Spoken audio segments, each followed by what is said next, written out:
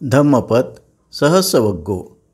मासे मासे सहस्येन यो यजेत सतं समं एकं च भावितत्वानं मुहूर्तमपि पूजये। सायेव पूजनासेयो यंचेव सतं हुतं। जो कोणी दर महिन्याला सहस्त्र नाण्यांनी 100 वर्षे यज्ञ करील आणि तो जर भाविताची म्हणजे परिशुद्ध महात्म्याची मुहूर्तभर पूजा करील तर ती पूजाच त्या 100 वर्षे केलेल्या हवनापेक्षा श्रेयस्कर होय। अर्थकथा।